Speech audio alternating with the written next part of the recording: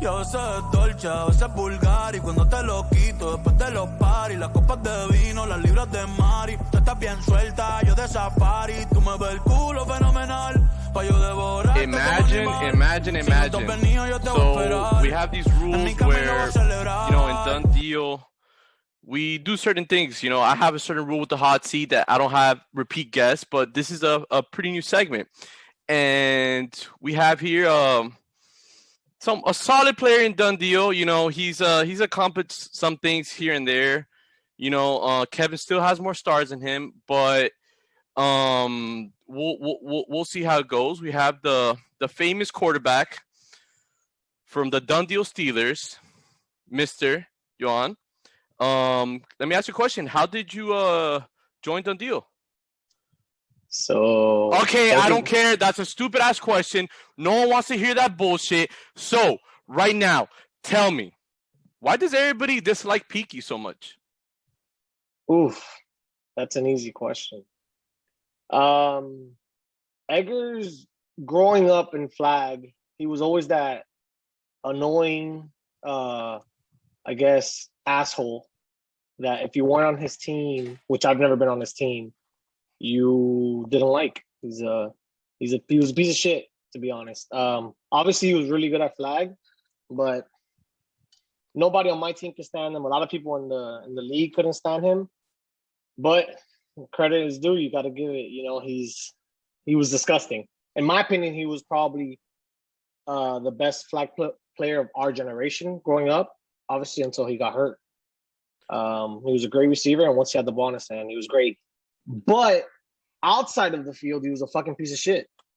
He would literally have a conversation with you and tell you, bro, dude, Lewis is really good. Like, oh my God, he's a great receiver.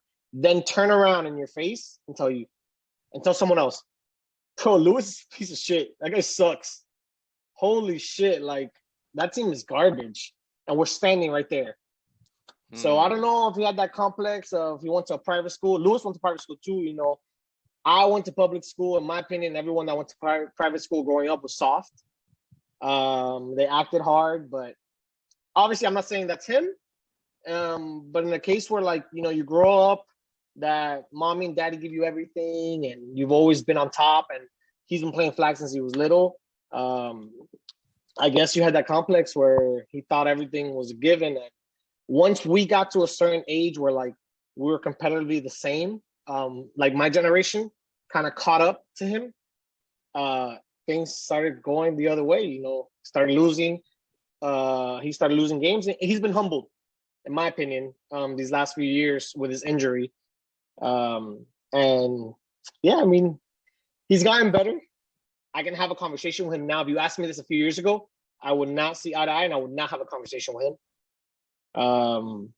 I've gone into, maybe not in flag, but I've gone into even with his close friends like Hector. You know, they've gotten better with the years, more mature, as everyone does. But that dude was a piece of shit back in the day. Well, I mean, that's obviously your opinion on the take. There's probably a bunch of different other opinions on the take. Some people could hear and say, hey, Joan's a snake. You know, he tells you one thing and he does the other. So you could easily turn that around. But maybe what you're saying it more as a deeper level to it of being an asshole, of being a dick. And who knows, like, the guy was, like you just said, he was dominant at one point in flag. Right, he was arguably, or you say he was the best player from your generation, yeah. And now he's getting humbled, and now guess what? He's in the greatest flag football league that's ever been created of all time. So it's kind of crazy how that comes to it. So then, just turning from that point, now that brings me to another player like Eddie. Right, Eddie is easily one of the best players in flag right now. So right now in Miami, where would you put Eddie in the top 5 list? Because I'm assuming he's top 5. Quarterbacks. We're talking quarterbacks, right? Yeah, let's talk quarterbacks. This is Eddie's issue. Eddie plays both sides of the ball. Oh, I didn't know that. Yeah, so Eddie plays on his Top Gun team, quarterback and safety. So if you ask someone else the question, they might say, oh, no, wait, you can't consider him a quarterback because he plays defense. You ask me, he's a top 3, maybe top 2 quarterbacks in Miami, in my opinion. The dude runs, you want the list? Yeah, give me the list and then explain. All right. I only play Done Deal. I haven't been playing these circuit tournaments. I started recently. So obviously in Done Deal, it's not even close. I think I'm 1, and these guys are not even close. Like the 2 is not even close. But in the Top Gun world, I'd still put myself 1 if I'm playing, but I would put Eddie 2 as a quarterback. Defender, Swiss cheese. So Guys, you're saying that his weakness to his overall flag game when it comes to Done Deal is his defense. Yeah, he shouldn't be playing defense. I get it. He tells you that, no, it's because I don't have anyone. If I picked up a defender, I wouldn't have to play defense. But that's bullshit. Some of my guys went to Vegas with him to play last year, and they took D-Rock, they took Lewis, and these guys were on the sideline, and he was playing safety. Oh, wow. So, yeah, and obviously they sucked. Yeah, I heard they played bad. Wasn't there a recent matchup I've heard it was a 305 versus Sportsmania, correct? And it was like some new acquisitions that were in the mix. There was some it was a new matchup in some bullshit league that I don't go to Sunday nights. But I did hear some scoop that Eddie beat Edgar. Now, Sunday night games, you can't really – no one goes to that. So who knows the guys that went that day. But I will tell you, one of the guys that we took to Panama City was playing with Edgar that night. His name's Brandon, played corner for us. Only nice thing to say, he's a good corner up to there. Can't play offense, he sucks. But yeah, when we got back from Panama City, Brandon quit our team, told everyone I cut him, and then Edgar picked him up. Actually, Eddie picked him up from us. Within 3 hours, he left Sportsmania and joined 305. So this is how the conversation, since you want some tea, this is how the conversation went. Yo, Joan, so when Mo comes and JJ comes, like, what am I going to play? And I said, well, when they don't go, you're going to play. And then he's like, oh, so I'm not a starter? I said, no. Mo's a starter and JJ's a starter. But JJ rarely goes, so you're going to play a lot. And he said, oh, okay. That turned into Joan cut me. So whatever, who cares? I mean, that's not a big deal. So he went there. Now, another cut from that scenario was Edgar made some moves too. And I get him. It wasn't working out. His guys like me more than they like him. So in that Panama City tournament, his guys were hanging out more with us than with his team. And I would understand how Edgar felt. I probably would have acted maybe similar, but he cut Chris D. And Chris D, Done Deal brought me close to Chris D. People don't know this. 19 years old. Chris D was probably 18. I was 19 years old. Chris D and I were on a team and Let It Fly. So we've been playing over 10 years together. Oh, wow. And it used to be called No Hands because none of those guys could catch. And we won the tournament and Let It Fly for Lauderdale, I think it was. At Broward. Yeah, we won the tournament. Then Chris D kind of went to college to play football. And then I saw him back again here, like maybe 5-6 years ago. He was playing with some Dead Presidents. Then he joined 305. He had a really good run. I'm talking about good Chris D. The good Chris D back there had an 8-pack, and dude was running. It was a problem. Like his routes, he was a problem. He can get back there. He's close. But yeah, he put on some pounds, and it didn't work out for him. He was playing defense on 305. He's not a defender. He's a receiver. I'm not letting him touch the field on defense. He doesn't need to. He's going to be a receiver for me, and I think he's going to destroy 305. So that's what kind of brings me back now because I don't know if you saw the hot seat with Chris D. I brought up that information to light that he was going to join Swoosh essentially, but I felt like he was a little too hesitant to go out there and speak. Like I felt like he was he didn't have that dog mentality or whatever you want to call that. When I asked him and I put him on the hot seat, I don't want to say he avoided it, but he kind of did. So how do you feel about that? Because in my opinion, that like he wasn't like sure. He wasn't like, yo, like I'm Swoosh, like all this and that. Like he was just like kind of like taken back from the situation that I asked him. He followed protocol. I said, Chris, how do you want to go upon this? He's like, no, bro, like I'm super excited to join Swoosh. This is what I want. You guys are my boys. Those guys over there are not my boys. And you obviously I think we're better. You guys are better. I'm gonna join you. I said, good, let's keep it like Lil Wayne said, real G's moving silence like lasagna. And we didn't need to make a big deal about Chris joining us. Obviously, we threw in our little shots in the captain's chat since his ex-cap is in there. But he knew it was known. Obviously, grown-ups thought they had a chance at him. Sports Mania thought they had a chance. ESS thought they had a chance. But come on, bro. They all come back to me. So let me ask you this question. Don't be biased. Keep it 100. I know you will. I don't know why I'm even telling you this. So Sportsmania 305, right? We're talking about their primary rosters, correct? What team would you pair up with if you had to? You have no choice. You have to pair up with one team. Which team would you? Why would you pair up with this team, and why wouldn't you pair up with that team? All right. My answer strictly on today. If you asked me this a few years ago, it'd be different. Based off today, March 30th, 2021. My guys are not going to like this, but I would join 305 before joining Sports Mania. Why? I can't deal with Eddie's ego. Dude, apart from, I'm sure it was killing him alive being ranked 2. And who cares? I told him, just like I told Lulu, dude, give me your 5. You want to be the number 1, you're not the number 1, but I'm at a disadvantage by not even picking my draft pick. Bro, him showing you that he doesn't get off the field on defense is enough to tell you that his ego is too huge to, I guess it's a gut check to him not wanting to get off the field. That if I'm not the best defender, I'm getting off. I don't touch the field on defense on swoosh, even though I think I could. If we have someone better, they're playing that position. And bro, I feel like, look, there's another, since we're in the hot seat here. I'm sure Edgar will be where I'm at today in this hot seat. But I'll think about it. In the last probably 6 months, Edgar's asked me at least 3 times to merge teams. He's asked me for 305 to merge with Swoosh. And what do? I put it in my chat with Swoosh, and obviously it ain't happening. But if I had to pick between Eddie and Edgar, because basically Eddie is Sportsmania and Edgar's 305. Right. I would pick 305 because we'd merge better.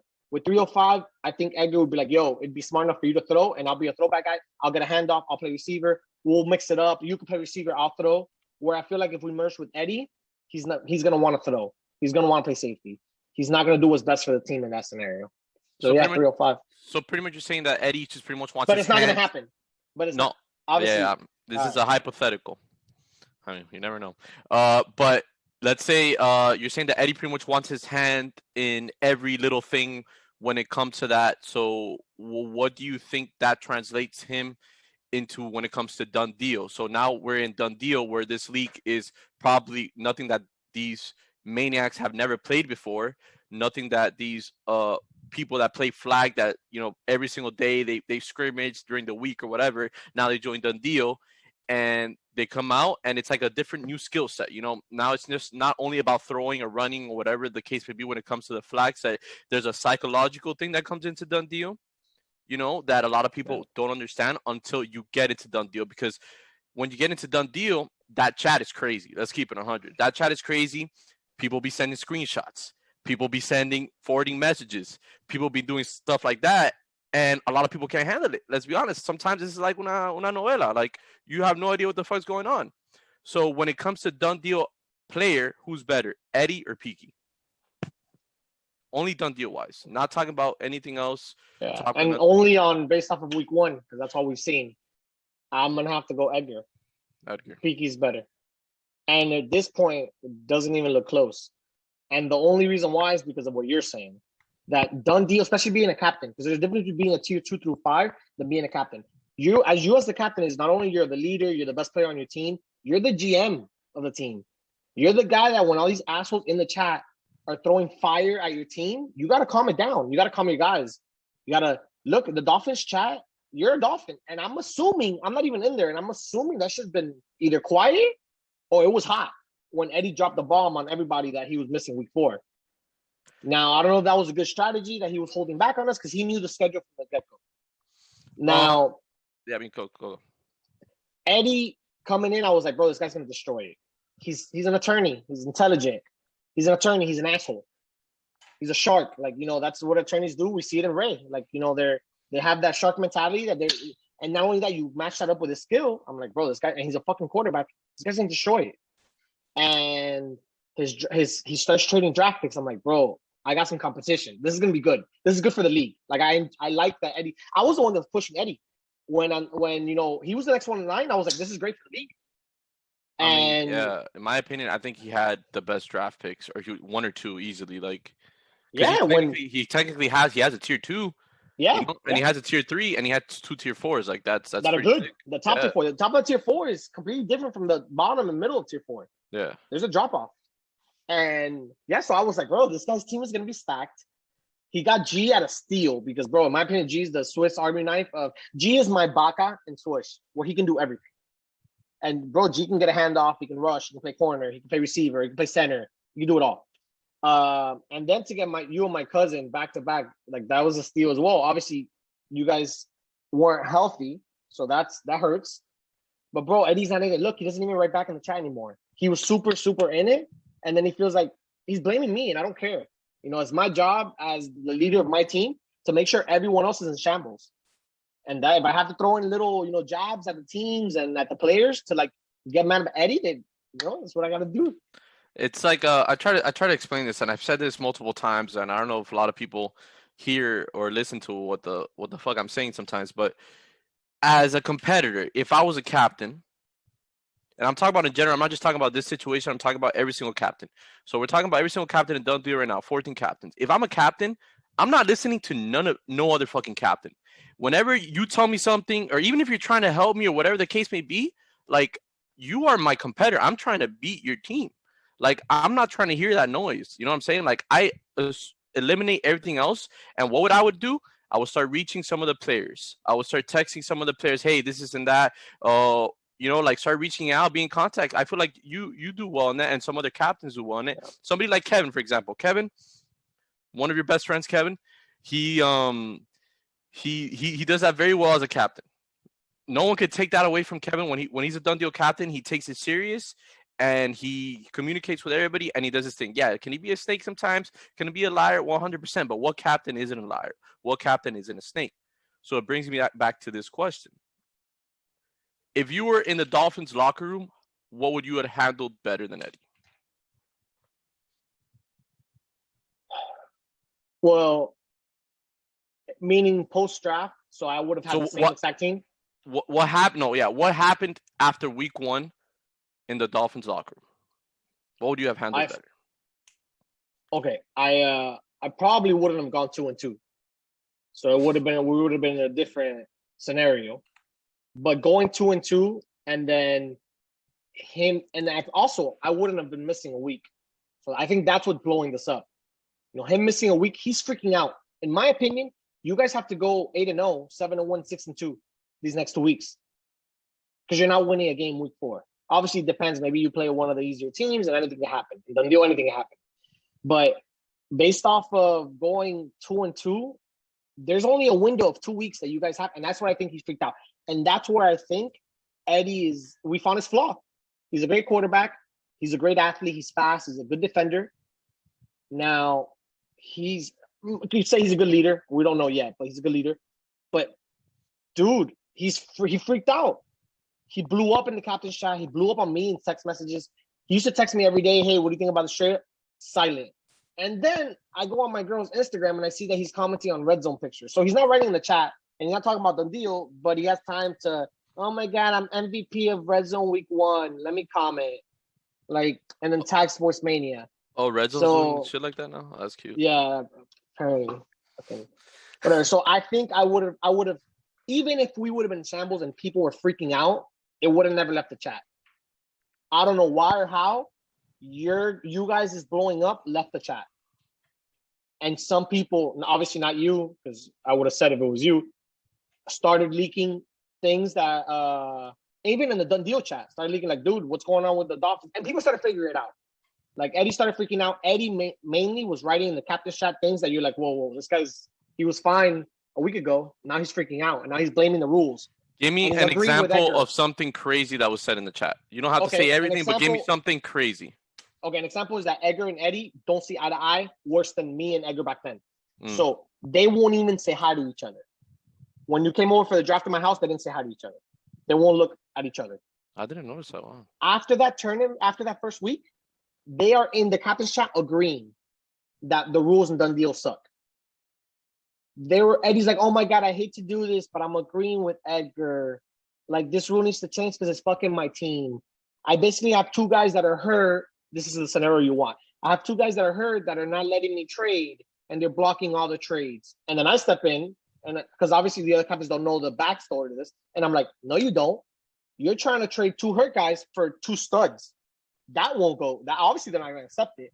But don't blame your guys on your team by blocking trades because they're hurt. That has one thing has nothing to do with the other. You can't trade a hurt CP for a mid-tier 3. Of course, it's not going to get approved. How is that CP's fault? And then once I saw he started tagging his teammates' names, it was a wrap. I was like, this guy, he ain't got it. So I mean, just to give a little transparency, it's a shitty situation because obviously being a part of a Dolphin and being in that locker room and then knowing that you're hurt and you can't do anything and it just sucks, like who the fuck wants to not be able to fucking run? Who the fuck was not to be able to do anything? But I also get Eddie's point because he's out here, he's healthy, he's trying to fucking win, and he's in a way like we're bringing him down in kind of in a way because we're hurt, but also we can't control that. But at the same time, number one, can't be listening to other people, and number two, you can't like be like spreading false things in general. Like, yeah, we want to play. We're not trying to sabotage anything. We're just going with what it is. Offers were made. A bunch of other trades were made throughout the week, and I'm assuming that it's like pissing him off or doing something internally to him because he wants to get rid of the hurt players. He wants to get a better team. But guess what? Who doesn't? Those are the cards they're dealt with, and it sucks to suck. So that brings me on to my next question, man. In done deal, who is the biggest snake? Not don't count yourself because you're top 5. But aside from you, who is the biggest snake? By the definition of snake is being a good GM, right? Okay, just so that. Well, it doesn't have to be GM. So, like tier 2, 3, 4, and 5 could be a snake too. Like Pedro showed that. Yeah, the famous. Yeah. Pedro's not in the league, if not, but he's not in the league. Yeah, but.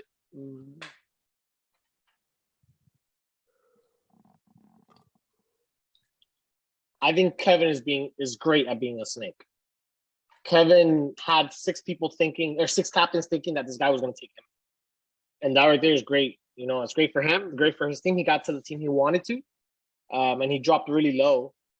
But Kevin will tell you what he needs you to hear so that hopefully it works out, and then you take that outcome into what he wants you to do. So I think he's great. He's great at snaking. Apparently, the word snaking sounds like, this guy's fake.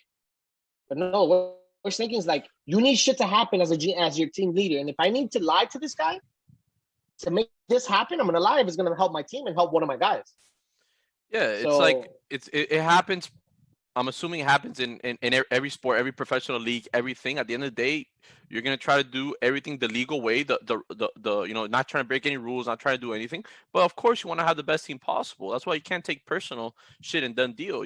Like, all right, bro, you're pissed off for a bit, get over it after, bro. You're gonna still have to go out there and ball.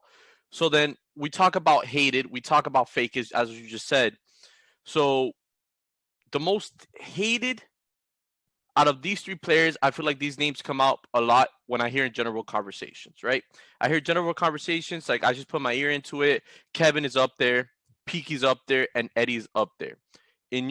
For you, who do you hate the most? Kevin, Peaky, or Eddie? Define the hate part. Am I straight up fuck that guy? Yeah, fuck that guy. All right. Kevin. Why?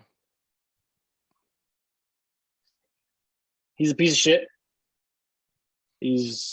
I can't deal with the guy. And I can't deal with the guy from the first season. I didn't know Kevin. Kevin, like when I joined Done Deal, Kevin was a rusher from like Dead Presidents. And other than that, I had never like really seen him in flag. I played one season with Lewis and some of Lewis's friends and my brother's friends in like a lower division. And Kevin was playing quarterback for that team. And he's like, dude, and as soon as I joined the deal, the first message that I got tagged in was, that's why I can't get it out of my head, was Kevin tagged in and said, Joan's never beat me in flag. I said, dude, I don't even know who the fuck you are. You rushed for Dead Presidents for a little bit, and I don't remember playing you. And he's like, yeah, I played quarterback and I beat you in the championship. What's funny is that in that championship, since it was lower division, Lewis was playing quarterback. The owner of Red Zone walked to our team and said, Joan cannot play defense. Joan is not allowed to get a handoff. Joan cannot throw a pass. So he beat Lewis at quarterback. I couldn't step on the field. And that team had Peanut, had Peanut's brother that was pretty good, and a couple other guys that played like flag that were good. I'm sure Kevin could tell you. But Kevin Bald, he played great on the quarterback. He beat this team. The team was a bunch of tier 4s and tier 3s with Lewis throwing. So, bro, when he meant that, I was like, all right, who the fuck is this guy? Then I find out he's my age. So I'm like, wait, if you're 30 and I'm 30, and I've been playing flag at a high level since I was 19, where the fuck have you been from when I was 19 to I was 27? Because I've never seen you in flag. I've seen your brother. So then Ant, I remember playing when I was 18 and 19 years old, but Ant's 2 or 3 years older than him. I'm like, dude, you've been playing flag for 5 years. All right, before that, you might have been playing in the league, the Jewish league that they used to play in, the Jehovah's Witness league, and he might have had 95 championships from there, playing against Ray and JP. But in the flag world, Kevin is obviously a good rusher, and that's it. There's nothing outside of that. And I can't deal when he trolls people that are, obviously this sounds terrible, but when he trolls people that are lesser in athletic ability and flag level than him, I can't deal with that. Like, bro, I'll go at it with Edgar. I'll go at it with Lewis, with CC, with my boys, with Eddie. I don't mind it. But I'm not going to sit here and fucking call you garbage as fuck when you're not going to invest the same time I've invested in flag and you're not as good as me. Like, Kevin says some shit sometimes that makes you like, dude, you're an asshole. Like, you'll never hear me disrespect someone. And this guy does it. And maybe it's just me. Maybe I take it the wrong way. But when I read it, a guy that's also very close that's getting there is Angel. Angel. And I know he's part of that Kevin group, but I can't deal with essays. Angel. Who's Angel? Yeah, exactly. All right, next question. Wait, no, that was serious. Wait, I'm looking up on the list. What tier is he? Jordan, top tier 5. Jordan. Angel. Oh, I know that that's draft word, like that's the knee brace guy, no? Yeah. That's the one that drops in essays every other year. Even when we agree, he still drops well, we know who most annoying in the chat's gonna win then. Yeah. All right. So let's go back and let's talk. Kind of just want to jump into this segment real quick. Let's talk about a trade that happened, right? Your boy Mo traded. Well, who was it? He traded JD for Willie, and your boy straight up. Your boy straight up. I thought that was, in my opinion, a good trade for both teams in a way, but. I mean, I've never seen Willie play quarterback, so I can't really speak on it. Yeah. So maybe you could like shed light into the situation and what you thought about the trade. Yeah. Okay. What's funny is that you forgot to mention that we're about to enter week 2, and Lewis is tied for first in trades this season. Which I could have bet my house on that. But shout out to Lewis. He's still awful, obviously, at flag. But so. Lewis wouldn't have traded Willie. They're boys, they're friends. But Willie told him, dude, you got to move me. You need a quarterback. And Willie's hurt. Willie's groin is a little fucked up, so he's not 100%. And obviously, they felt like both teams are getting better. Mo's getting a better player. Lewis is getting a quarterback. No, Lewis is the best receiver in the league. Easily. And it's not close. I think JD and him are going to work so well together. Because, Lou could I do too. Bail you out of any situation. I do too. And JD's good for that, slant fade throw and that bomb in the post. Yeah. He throws a very nice up ball, which is what Lewis' specialty is. Right. So it was great for that. Willie has played quarterback maybe 2 or 3 handful times, but 2 of those times were in Let It Fly major tournaments, and I was his number 1 receiver, and we won both tournaments. Now, that was the 23-year-old Joan that you can't cover me. Obviously, that's not. I don't know what he's throwing. Now he's throwing to Mo. There's a fall off between me and my primary receiver and Mo, obviously. So Willie hasn't thrown in a long time, so I can't tell you. Mo's missing week 2 as well. Oh, this is an 0-4 week for the Bucks. Yeah. No Mo. I mean, it might be GGs for the Bucks, to be honest. Oh yeah, they're gonna have to pull through an 8-0, 7-1, like the Giants did that year, though. It's possible. Yeah, but I'm not. Yeah, but I mean, I was part of that. You're not on the squad. Yeah. So let me talk about another trade that happened. shed some light on this too. We have James and Yandri for, I believe, help me out here. Dax and Mendoza. Dax and Mendoza. There you go. For Dax and Mendoza. So there was the WPA took a very long time to approve this trade. And let's be honest, Piki was like, oh my God, Yon did a trade and it got approved right away. This and that. Like, I was hearing all this noise and stuff like that. But in my opinion, I think the WPA did a great job. And they tried to evaluate the injuries that were going on. I ended up finding out that Yandri was hurt with a high ankle sprain. I'm not sure. Maybe it was an ankle. I don't know what else it was.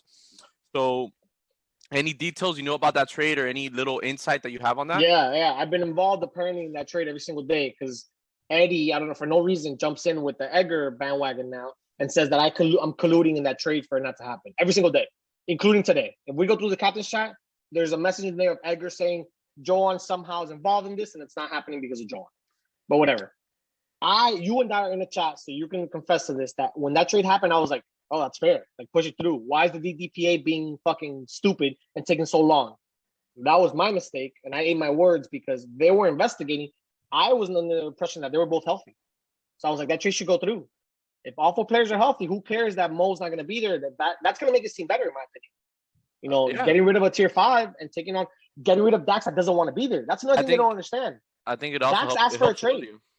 Yeah, I mean, that was one of the That's questions. it. You got to get that guy out of it. If a guy on your team and my team asks me for a trade, obviously I'm not sending him what he wants, but he's gone. Like, if you don't want to play for me, okay, you're gone. I can't have someone in here saying in the chat, like, yeah, bro, I want to play with a team that wants a quarterback, that has a quarterback. Okay, I'll figure it out. But this is where the gray area comes in. Mo was under the impression that he was getting 2 healthy guys back, James and Yandri. Edgar was under the impression that James and Yandri were healthy. That's what they both say. Who knows who's lying? Come on, bro. I know who's lying about a certain thing, and I know Edgar's lying about the James situation because Edgar did not let James come back in. He was hurt. He pulled his hamstring. So James missed 3 games. So that means that right off the bat, Edgar knew James is not healthy. Right. Now, the Yandri situation is the one that's iffy. Yandri's the type of guy that he's not active in the chat. And, you know, Edgar says he reached out a bunch of times. That's his way of snaking. It could be a lie. And he could be telling us this, but who knows if he really reached out to them. And then Yandri, then what's funny is that Edgar's like, bro, I've been texting them and they don't write back. My team hates me, blah, blah, blah, whatever, because I'm trading them. One person texts Yandri, hey, are you hurt? And Yandri sends him a picture of their fucking balloon ankle he has. And he's like, of course I'm hurt. But what's funny is that when Edgar says that he's been reaching out to Yandri, Yandri has never responded. Yandri's not like that. Yandri's not a liar. So I wrote in the captain's chat, Edgar, you're lying. You're a piece of shit because I reached out to both of those guys, and those guys said you haven't reached out to them. So that means you're lying, and you knew they were hurt. That's why you're getting rid of them. But thank God for the DDPA. They stepped in and said, dude, we can't allow you to send 2 hurt guys to a team that only has 2 other players. Right. Because Mo's going to be out. Now you have a 3v4, essentially, that's not good for the league. So I agree that the DPA did that. Now, do I think they should be blocking trades? No, if 2 captains agree on something, I think, you know, it should go through. Unless it's like a tier 5 for like a tier 2. Yeah, no. Yeah. No, I agree. But I'm glad they stepped in, and Mo is glad that they stepped in because Mo thought that they both were healthy. But I mean, thank God for the WPA. You know, that for this certain situation, you know, great job for that. But I blame Mo in that situation because what he should have done is he should have contacted the players he was trading for. 100%. You know, my name was on the block, which is fine, and I was getting hit still up. Okay, my name is still on the block, and my name's been people have been DMing me left and right, and they're like, "Yo, are you healthy? Are you healthy?" I explained to them the same thing. You know, I'm going to physical therapy. I kind of tweaked it a bit. You know, I'm gonna go out there week 2. No, I'm not fucking quitting on done deal. For every the fuck that wants to say that, so you fucking idiots. Holy shit. God damn, so many uneducated bots in this league. But you should have contacted the person that's quote unquote hurt and explained to them, hey, are you hurt? What's your timetable? What did you hurt? And then evaluate it. Obviously, Mo's new to the league, or maybe he doesn't. Yeah. I don't know how serious he takes it, or anything like that. But that's probably what he should have done. So let's segment on to the Ravens. 4-0. A lot of people say it's a fluke. A lot of people say they had an easy schedule. I'm the type of person where I'm like, yo, going 4-0 is tough in this league. Perra played very well. Chris D is on a mission this season, all about that dog mentality. No soft players. He's gonna make every flag full. Every time he pulls a flag, everybody's gonna feel it, as he said in the last hot seat. Give me your overall thought on the Ravens and how great Perra played. Overall thought on the Ravens is a top 4 team, and they'll obviously make playoffs. Could be a top 2. Comes down to QB play. And Perra had the best week of his done deal career, in my opinion, week 1. And I thought he should have been the stud of the week. But Kevin also balled, so it could have been either or. I thought it should have gone to Perra just because he's never done it before. So he was definitely the stud that week. Like he's always been either a dud or a non-mentioned player.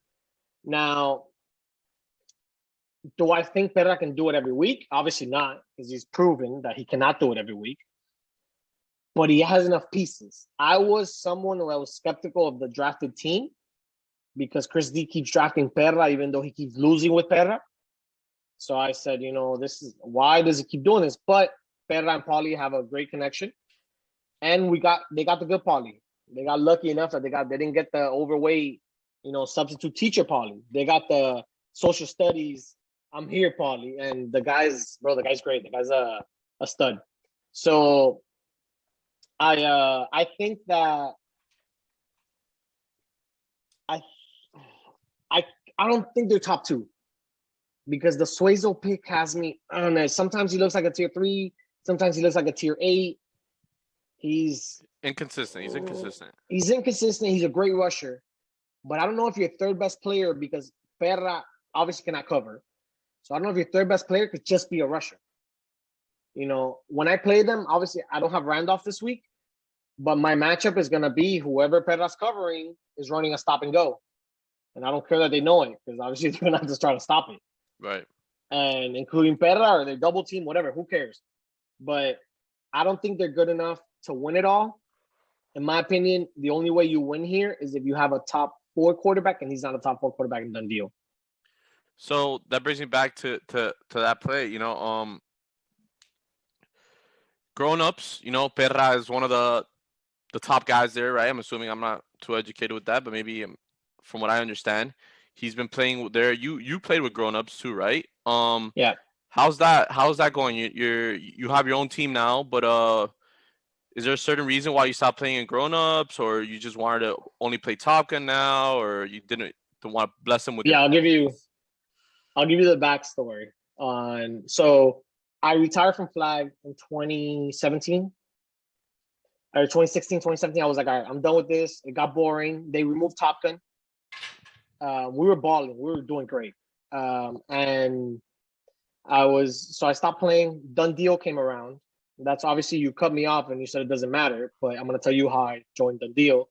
Was because Drew reached out and said, bro, we're playing a league. You win money, there's stats, some guy runs it, we ref our own games. I said, all right, that just sounds stupid. Carry on. So then the following year, Ali's like, bro, I was number 2 in catches. I'm like, all right. I heard more. Then CC told me he joined. Lewis told me he joined. And I joined the league. So as soon as I joined Done Deal, it was my first time touching a football in like 3 years. That first scrimmage at the park that's across from Columbus. That day I had a good day, and Bryant was a rookie and Perra were a rookie in Done Deal as well, and they saw me. And Bryant was trying to sell that to the grown-up team, like, dude, we should pick this guy up. Like, he was one of the best players in flag, but then he stopped playing, but we played C. They were playing C at the time. It's going to be an upgrade. He can play whatever. So they asked me to go to Panama City with them. And obviously, we lost to Kings of Florida in 5s because we got moved up to A, but we didn't have the roster for it. But other than that, we won every game. I played well. Rest in peace, Ale, but that's where he got hurt. But we balled, we played well. So they asked me to play with them. I'm a man of my word, even though I'm a snake in Done Deal, outside of Done Deal. You can trust me. You can come to me for anything you need. And Andy, at that time, I had never met Andy. Met him Wow. there at that Panama. Never met him. Andy came up to me and said, "Hey, obviously, I know you can play in the high level, and now you return to flag. You're going to be asked by a bunch of teams to join them. Would you mind playing for me in Worlds?" And I said, "Yo, I can't give you both. I can't give you 5-on-5 and 4-on-4. I'm going to give you one. You pick the other one. I'll play in Top Gun with a team that picks me up." And he said, "Okay, throw for 5s." And then, I said, okay. So for 4s, at this time, I had Dynasty, which is Johan, Lewis, Baca, Mo, asking me to play with them. CC was on Reapers, but he was on 5s in Dynasty. It was like a little mix. He was on Reapers and 4s. And I told Lewis, before I told Andy yes, I said, "Andy, let me ask my boys first, because I just met you. But if they need me for 4s and 5s, I have to play with them. But if not, they don't answer right now." So I walk up to Lewis at Panama City, where we were staying at the hotel. And I said, "Lewis, do you want me to play with you guys in 4s and 5s? And Lewis is like, "Not up to me, bro. It's not my team." I said, "Say less." Chris is like, no. Let's write in the chat and let's ask. They asked. None of them responded. Mo didn't respond. Matt didn't respond. Johan didn't respond. This is what Lewis told me. Bro, they're not responding. I walk up to Andy. I say, "Andy, I'm in for 5s. I'm going to play with someone else for 4s. He's like, no, bro. That's great. Thank you." I walk out of Andy's room. And Lewis is like, "Bro, they all said yes." And I said, "Lewis, you're too late. I'm sorry. I gave Andy my word." And they started bitching, complaining, whatever. So I played with them in 4s, with Dynasty. They had most of my boys. So I had some boys in Reapers, some in Dynasty. I went the Dynasty route. I show up to my first time playing Top Gun in I don't know how long. At this time, Edgar had torn his ACL. So he wasn't on 305. He was there with, he would go watch and stuff, but he wasn't playing. I haven't played Top Gun in 3 years. I show up and Lewis calls me. He's like, "Dude, we play 305 tonight, and we play the crew, which is Cascudo, the GOAT, best quarterback I've ever seen play flag. We need you to come."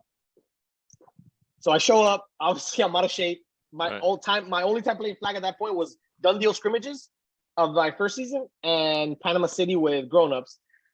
And we playing 305, and we're down 4 points with 12 seconds left. And we have the ball on 3rd down at midfield. So it's like a Hail Mary option. Right. Johan, the quarterback, calls me in. And he's like, "Dude, I'm going to give you a handoff. If you see somebody open, just, throw it." And I said, "Dude, it's 3rd down. Just throw a fucking Hail Mary. Throw a jump ball to Lewis." He's like, no, trust me. I said, "All right, I'm going to look stupid here. It's fucking 3rd and 50, and I'm going to get a handoff." He gives me a handoff. 305 has a really good rusher. Edgar's Peaky's best friend, Hector. But he rushed me way too fast, but I shook him, and he fell. Then I looked back at him for a little bit. He got back up. At that point, I didn't see anyone open. Lewis says he was open. I started running. So I took off, and there was 2 guys left. Hector was rushing me, behind me, and then I had Manny, which is the GOAT safety, and Chink at corner. And, bro, I did a move, and I split both of them. They both hit each other, fell, and I scored. And we won the game like that.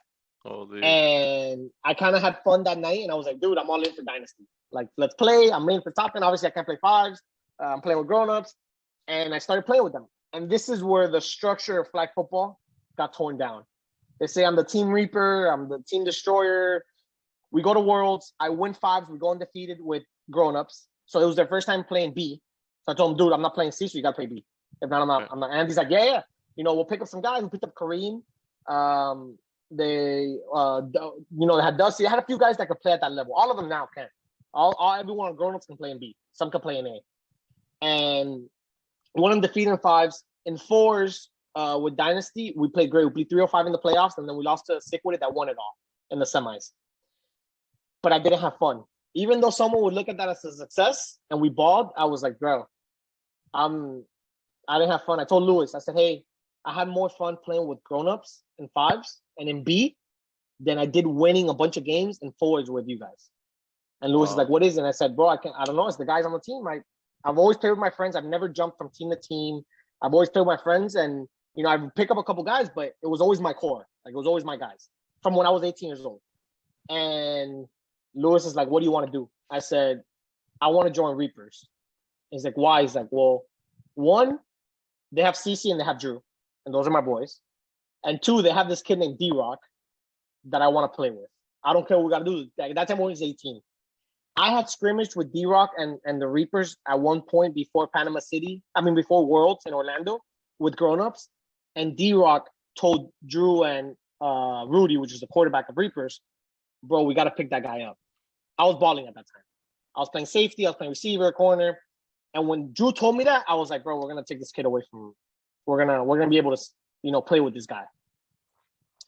So whatever. So I told Dynasty, it sucked. But as soon as that game ended, that Sunday tournament ended, I sent a message and I said, Dynasty, I loved you. Thank you for giving me the chance. It was great playing with you guys. I'm out. I'm going to play with Reapers. Those, they have a few of my guys there. If CC would have joined us, I would have stayed with Dynasty because then I would have enough friends. Mm-hmm. But I'm going to play with them. Rudy calls me. This is where there's some done deal players involved in this. Rudy's the quarterback of Reapers, tells me, John, what do I have to do to get you on my team? I said, well, what do you want me to play? He's like, I want you to play safety. I said, who's your safety? He's like, Peanut. I said, well, there can't be two safeties. So he's like, basically said, say less. So I said, I'm not asking you to cut Peanut. But he's like, no, don't worry. The team doesn't even want Peanut. He doesn't pay. He doesn't do this. This is what Rudy's telling me. I said, no, I don't care about any of that. I'm just telling you that if you're asking me to play safety and you have a safety, why? He's like, no, because we're getting rid of Peanut either way. I said, okay, cool. He's like, and I'm like, I'm not playing with Kevin. At that point, we had already gone through the conversation with Dundee in the chat. And I said, bro, this guy's a piece of shit. Right. So Rudy's like, looked at me and said, if I cut Kevin, will you play for me? And I said, yes. And then he's like, so that's it? I said, no, that's not it. I want Lewis to play with us too. And he said, well, we have D-Rock. I said, I don't care. So then Lewis said that if I left Dynasty, he was going to leave. So I know he would have left either way. So I called Rudy, and Rudy's like, dude, I cut Kevin. You're on the team. I said, what about Lewis? He's like, all right.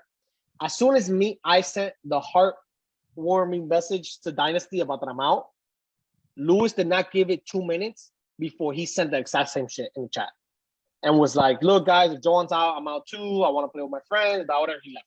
As soon as that happened, Baca, Mo, and Matt sent the same message. Holy shit. Like, hey, guys, we don't have a team. So what? I get a call from Mo saying, Joan, I know it's a lot of people already over there, but can we come with you to Reapers? And I said, of course, you're my boys. I called Rudy. I said, you got to take my defense with you too. With us too. If you want me, you got to take on Mo, Matt, Baca, and Lewis.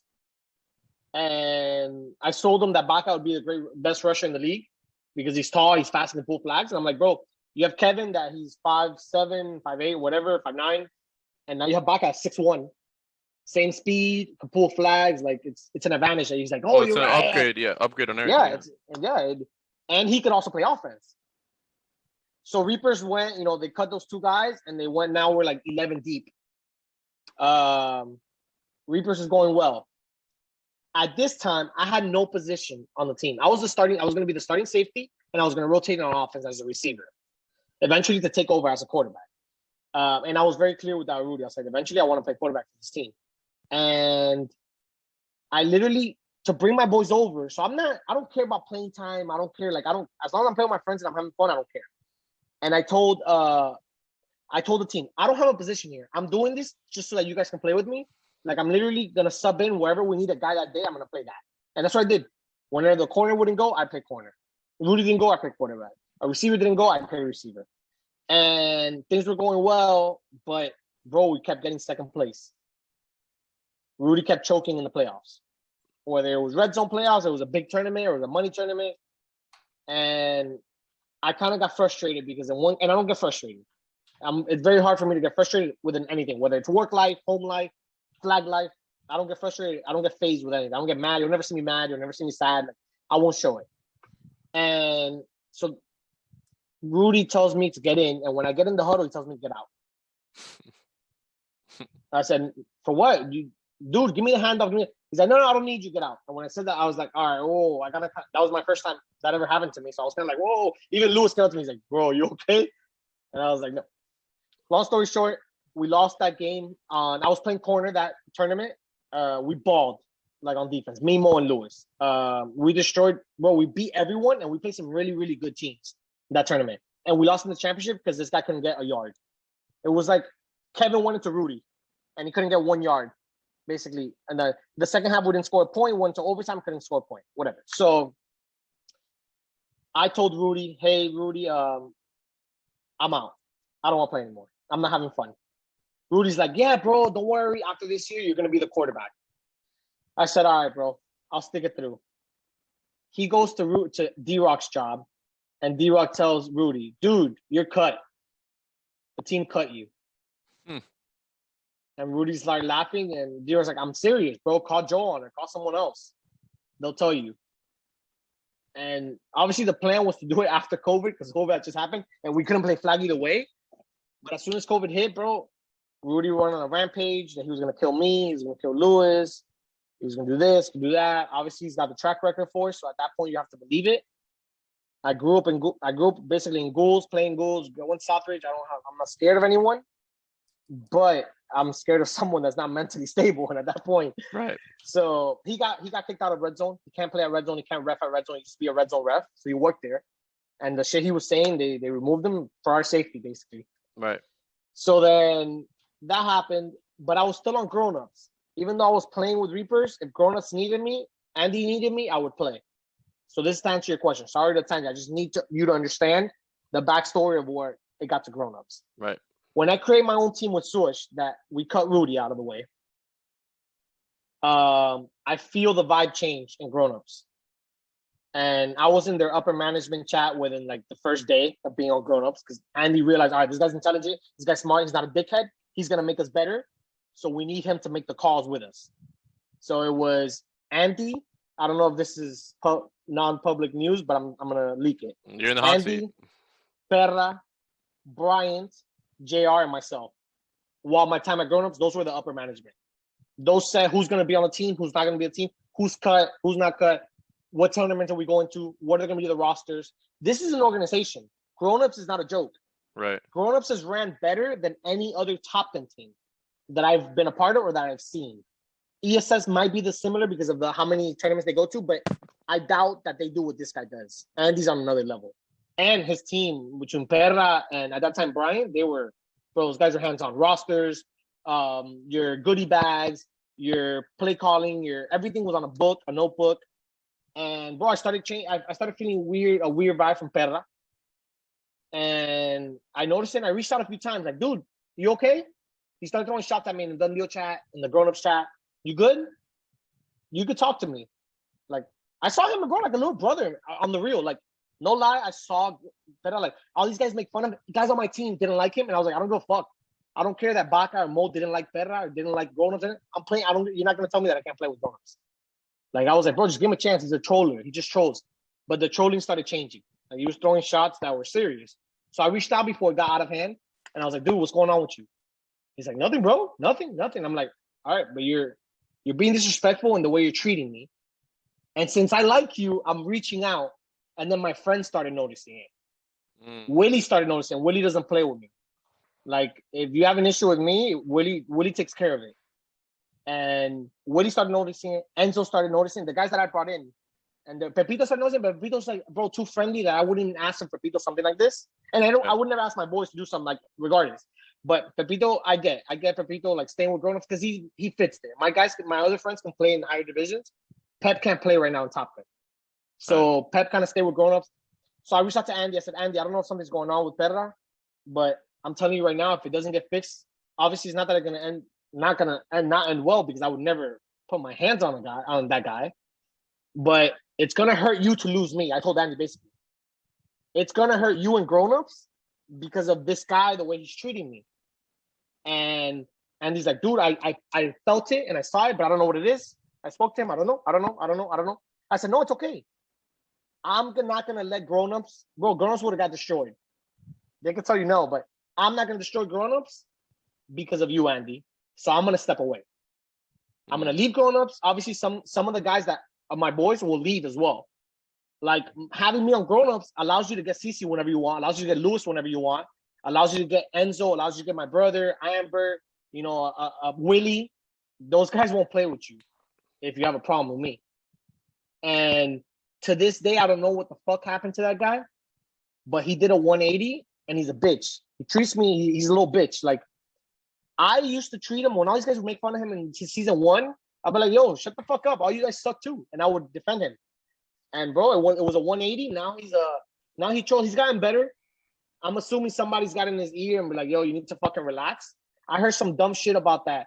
He was telling people that he was treating me that way because he thought I was gonna steal grown-ups players. Nobody on grown-ups I would want on my team. Like, there's no one in grown-ups, not one person in grown-ups would I steal to come play with me on Swish. Everyone on my team is better than every single person on Swish.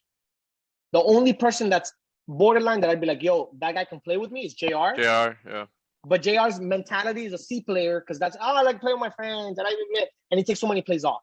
But athletically, the guy's a freak. He's amazing. But I don't even want him. He's not my boy. Like, I play with my boys. Like, I'm not. So that happened, bro. Ferra is a bitch. He's soft. He's one of these like fucking Twitter finger guys that obviously he's really good at trolling. But he's awful. He's an awful human being in my opinion. Well, he's up there with Kevin. I mean, now I guess that's some news because I was definitely uneducated about all that. Pretty sure a lot of us that are hearing this that are part of Done Deal are gonna have an idea now of maybe a little backstory of what's going on and this and that. So now I know that for sure. That game on the field means a little bit more. I mean, obviously that's how I take it now. When you go against certain players that you dislike or whatnot, I feel like there's a little bit more intensity in it. You know, like you want to beat them a little bit more. But it's crazy how like you just went on this like 8 to 10 minute rant on this whole story that you had, but it kind of does go into with Done Deal because it affects it, right? Essentially, now certain players, maybe like your boys that are in Done Deal, they're never gonna want to play with Berra. They're never gonna want to deal with him or whatever it is. And it's crazy to hear that. That's good that now people understand that part of it. But now it brings me back to Done Deal and a question that is a fun question, you know. But I guess, you know, here in the hot seat, we like to ask tough, fun questions. Out of the 4 owners in Done Deal, who would you kick out? Andy. Why? That was fast. It's simple. Obviously, if we needed a monetary partner to grow the business, Andy would be great. But I don't think we need that. And you and Andres bring so much value, more value than Andy. And I'm sure he'd attest to it. And if he was in my position, he should pick me. You know, you are the backbone. Andres is the brains, the head, and the body of Done Deal. You are the backbone because Andres needs you to run Done Deal. But I help with suggestions. I help with ideas. I'm very good with ideas, building companies and all this. I'm great at growing the company. But that's why I think I am needed a little bit more than Andy. But Andy's ideas obviously are great as well too. But if it comes down to me and Andy, Andy's got to go. I mean, see, look, questions like this, I love to hear because, you know, I went back and I've asked other grown-up players. I asked, who would you cut from grown-ups and stuff? And they kind of hesitated a bit. They kind of gave me these little bullshit answers. And you offer it, just go. And you're like, yo, Andy, A, B, and C. So now I guess, you know, we know that side of the story. So in Done Deal, all captains, who's the most overrated?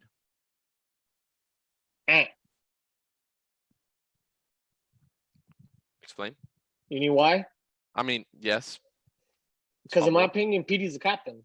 And if you can't get a win with your bro, PD's a prince. PD was top 3 receivers when I was growing up in flag. Now take away his athletic ability and give him more knowledge of the game. And he's about the same. He can still produce.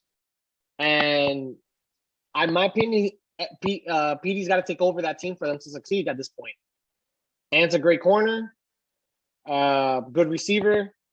But over captain, like we were talking earlier, captain is a player, a leader, and a GM.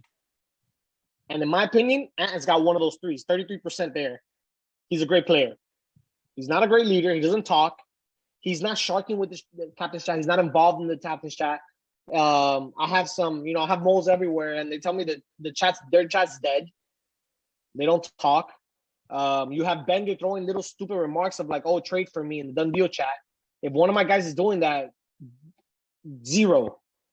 You're not. That's not allowed.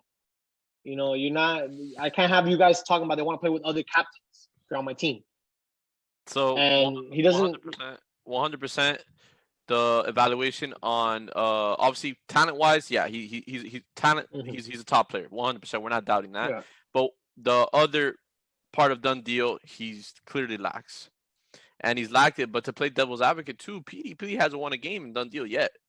I'm not blaming him completely, but he needs to take some of this heat too because yeah, Anthony's the captain, but in my opinion, from what I've seen and I've spoken to Petey, had a few conversations with him, he seems like a leader. He seems someone that could speak. So I'm pretty sure that in that Titans huddle that he has a huge voice in what's going on. You know, Maybe. So I feel like some heat needs to go on him too. But I do agree that Ant should have not been a captain in done deal. We should have definitely put it in somebody else. Kevin is. Kevin should have been a cap.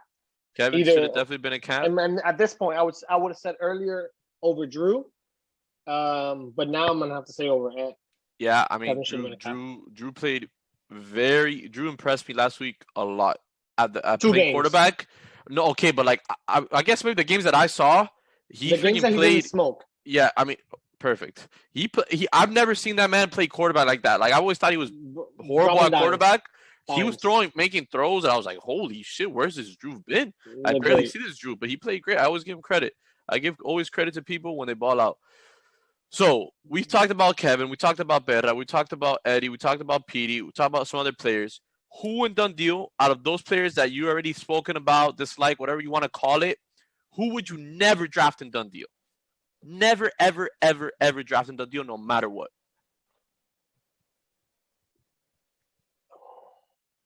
The obvious answer is Perra, but I think I can turn Perra into a receiver, like I did with Alec last season. So I hope to never draft George Ramos. That's a bailout. That's a bailout. That's the last worst ranked player. I feel like I can make that. I know it obviously sounds like a bailout, but I can make even Tony look like a decent receiver. So anybody that I can draft. But now I would say Kevin, just because I wouldn't want to be in a huddle with Kevin. But I told you not to say Kevin. Oh, you said now I can't choose any of those guys. Any of all those guys. I mean, I'm surprised you haven't said it. I'm just going off context clues of what you said before. I wouldn't draft Jeremy again. You wouldn't draft Jeremy again. That's right. You traded him. Why wouldn't you draft him again? I got enough of him out of that first week. You think he doesn't give a fuck? No. He does well in the field. It's just he's not invested. I like my guys that are invested. Some of these rookies like Laz, my cousin, even though he missed a week, they're invested in DD. These guys are asking me every single day, are we practicing? Ernie, are we practicing? What do you want to do? And Nunez, are we practicing? Jeremy's like, this is the one day out of the week that if you guys want to do something, we can. And that's me pushing for it. He's not invested enough to care, in my opinion. For what comes, because bro, Dundee not showing up Saturdays playing and leaving. And that's what he does, in my opinion. The back end that you're not seeing are these guys meeting and like making jerseys and want to be involved and ordering just right off the bat. If you didn't order an extra jersey, I'm not drafting you. So that's gonna be one of my questions for next season.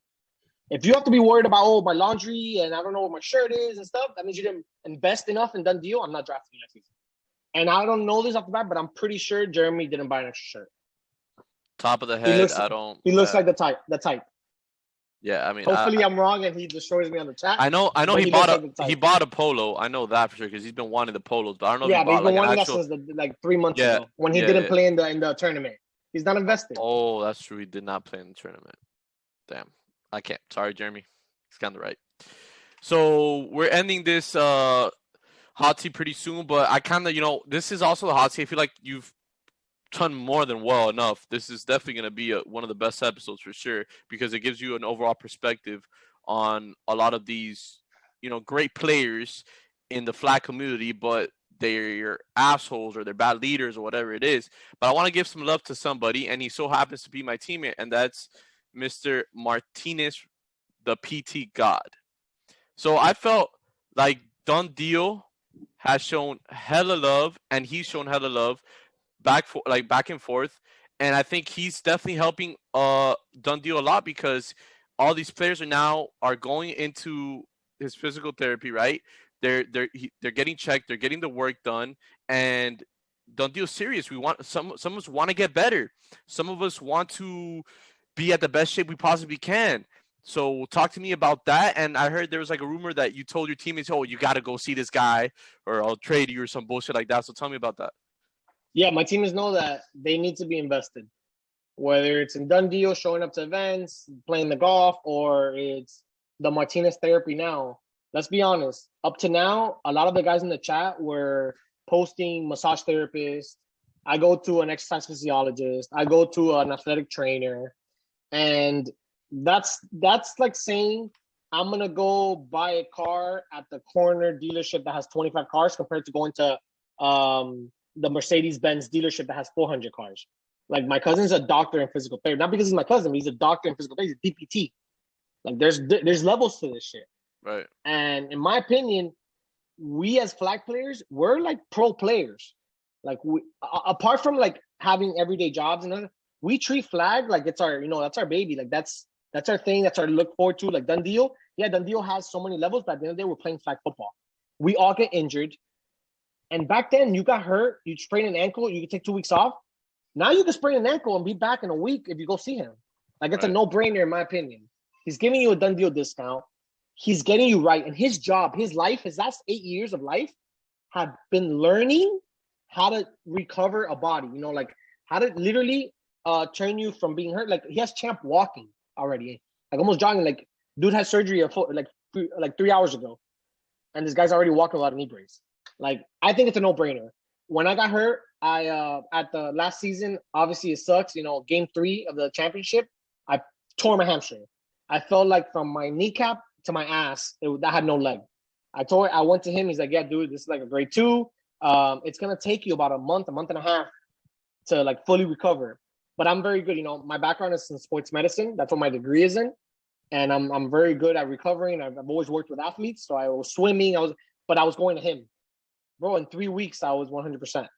Wow. Which is so I attest to it. But if it works for me, why wouldn't I? Try to push to help others. And I want the best in the deal there. I want the Eddies. I want the Eggers. I want the most talent in the deal because I love competition. I don't like playing garbage teams. So if you're hurt, go there. I tell all the guys, even guys that are not on my team, like I tell you, go. Someone's hurt. I tag my cousin's therapy. Someone's like, oh, bro, I'm feeling like I don't feel like I don't feel strong. Okay, go over there. Go let him tell you. Like it's some of these guys go to massage therapists to get massages. This guy's not gonna massage your leg, but he's gonna get you right. You get like you it's right. it's a different level. I could attest to that. I mean, range of motion, strength. My hamstring feels way greater than it's ever felt. I regret not going when I initially heard it. Even though he told me I was doing the right things and this and that, but it's not the same as going to this man. Yeah. This man knows what the hell he's doing, and obviously he's a fucking great human being too. Like you could just talk to him, and it's great. So shout out to Mr. And real quick on this point, we need to understand as players that his recommendation is a recommendation. It is not in his hands whether he tells a player, yeah, bro, like for sure, yeah. I'm getting you right, but if he tells you, he recommends you not to play, you shouldn't play. That happened last season and I got fucked. I traded for my brother and my cousin told him, don't play this week. My brother told me he liked me and told me, yo, I'm 100%. And he played and he got hurt first play against Kevin. And Enzo didn't wake up. So I was basically playing with it's a good team. And Kevin, Timmy, Ray, Jeremy, it was a good squad. So if at the end of the day, over you yourself thinking, oh no, I'm good. Because it's not worth it. All right. Shout out to Mr. Jose Martinez. We're ending this segment. We always end it with the famous question. All right. You have one question to ask me. I'll answer 100% truthfully. Ask me. Okay. I see you keep looking up. Do you have the draft board in front of you? Yes. Okay. Go through every tier and tell me someone there that's healthy CP. I'm talking about the dog. Like the real guy that everyone thinks they were getting this season, which we didn't get. Tell me one person in each tier that can cover you. Okay. Start with the fives. Start with the fives. I mean, I think every single one, but somebody that I would love to cover me just off, Can't cover you. Tell me. Manny give me a good name. Manny Chang. I feel like he complains a lot. Like he was my teammate. He was always on the field. He was always complaining about something that kind of pissed me off. So that'll be good. Somebody that can't cover me 100%. If I'm on tier fours, Give me the top between the top 4 players. Don't look after the 4th pick. Top 4, I think Forrest is overrated as a tier 4. Yeah, he balled out, and I give him credit 100%. But I've seen him play defensively, and I could easily route him up. Bender is garbage as a defender. Perra, I'm not even gonna say his name. And I think Jeremy's hype too. Jeremy's if it comes to man-to-man defense, Jeremy, in my opinion, can't stick to anybody. If you give him in a zone and you give him a system, he'll do well. Now, tier 3, pick one. It's okay to say a teammate. Well, no, I mean, I want to give like someone that's like higher up. I'll say Julian. I think Julian as a defender is dog water. I mean, I already did that and against the 49ers. I did that to Alfarito and to fucking Julian. Pick either one of them. I proved it. I've scored, 5 touchdowns in 2 games versus that bum-ass team. And then tier 2, fuck, this is going to get tough. Tier 2, Dusty will probably clamp me up. I gotta keep it a buck on that. I've seen Paulie play before. He's serious. I think Timmy as a man-to-man corner. He ain't got I'll get open on him. But yeah. So you have it here. The caps. No. I need one more. Oh, the caps. Which cap can cover you? Give me Eddie. All right. That was a bailout. But all right. All right. No, I mean, fine. I mean, I ain't no bitch.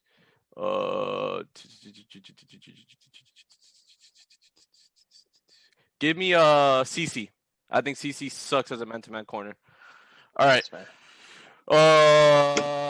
Rapid fire questions, simple, don't explain, nothing crazy. Favorite artist? Drake. Okay. Favorite athlete? Oda. Oh my god, you're just like CC.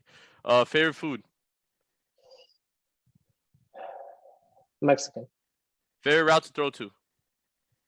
Post out. Quarterback only, JD or Perra? JD. You have it here, gentlemen. We have the hot seat. This is the second hot seat of the season. Like I told you guys, this season I'm doing things differently. I'm a little unpredictable. Just don't beg me. You know, you can ask here and there, but just don't beg me to be on the hot seat. I might ask somebody that it's already been on it on paper because now we're doing video. So hopefully you guys enjoyed all this. And to be honest with you guys, if I'm 100%, you guys are fucked. GG's. I appreciate you. Any last words? Nope. Got it. We're out. Peace.